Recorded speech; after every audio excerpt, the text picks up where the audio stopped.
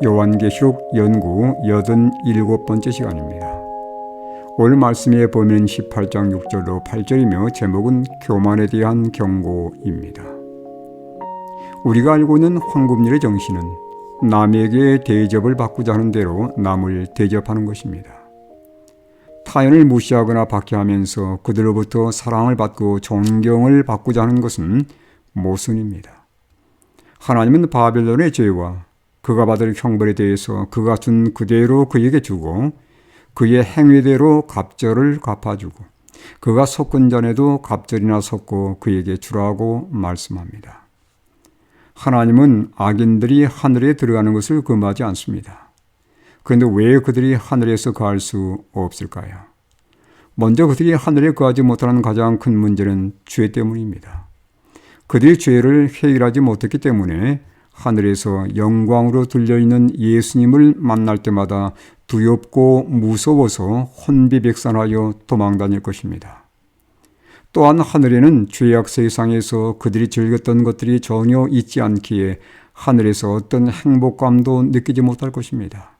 예를 들면 거기는 술집도 없고 TV도 없으며 그들이 즐겨하는 게임도 없기 때문에 그들에게는 하늘이 천국이 아니라 오히려 지옥과 같은 곳이 될 것입니다.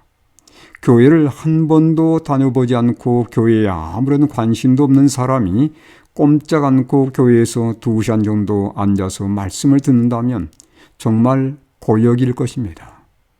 그래서 사랑의 하나님은 죄인들을 그들의 선택대로 처리해 주시는 것입니다.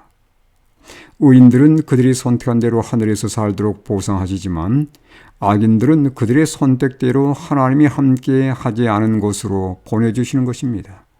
이것이 바로 하나님의 공의입니다. 하나님의 사랑과 계명과 십자가의 구원의 진리를 익히 알고서도 그 진리들을 왜곡하고 그것들을 변질시켜버린 바벨론, 그리고 수많은 사람들을 죄에 동참하도록 미혹한 바벨론을 하나님은 그분의 공의로 갚아주십니다. 바벨론은 세상의 권력과 부와 사치와 명예를 누리면서 마음에 이르기를 나는 여왕으로 앉은 자요 과부가 아니라 결단코 애통함을 당하지 아니하리라고 장담했습니다. 하나님의 참된 교회는 정결한 처녀로서 그리고 그리스도의 신부로 자신을 구별합니다. 그러나 바벨론은 자신을 여왕이라고 칭하며 과부가 아니라고 주장합니다. 그의 남편은 그리스도가 아닙니다. 그리스도가 아닌 세상 권력과 결탁되어 있기 때문에 자신을 과부가 아니라고 주장하며 세상을 자신의 손아귀에 넣고 권력으로 다스리기에 여왕이라고 자칭하는 것입니다. 이렇게 당당하고 뻔뻔한 음녀 바벨론이 받게 될 심판과 형벌을 언급하면서 하나님은 계속해서 경고의 기별을 보냅니다. 사랑은 외치게 합니다. 사랑하기 때문에 다가오는 위험에 대해 외치며 사랑하기 때문에 죄의 세력이 받게 될 심판과 형벌에 대해서 계속 경고하는 것입니다.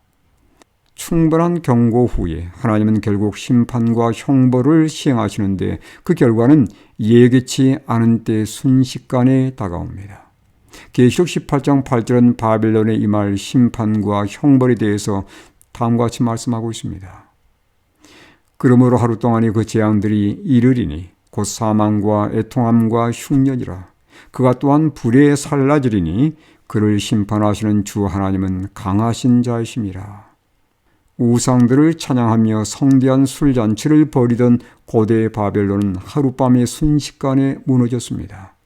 마지막에 영적 바벨론 세력도 하루 동안에 재앙들을 맞게 될 것이라고 말씀하는데 예기치 않은 때 신속하게 심판과 형벌을 받게 될 것에 대한 표현입니다. 그렇다면 바벨론에 임할 형벌들은 무엇입니까? 사망과 애통함과 흉년 그리고 최종적으로 불에 태워지는 것입니다. 세상의 쾌락과 부를 누리며 결코 애통함이 없으리라고 장담하던 바벨론의 흉년이 임하고 애통함이 있게 될 것입니다. 그리고 예수님의 재림 때 그의 영광의 광채에 의해서 죽임을 당할 것이며 최종 둘째 사망을 당하게 될 것입니다. 경고는 죄의 형벌을 피하라는 사랑의 권고입니다. 오늘 나는 하나님의 경고를 어떻게 취급하는지요?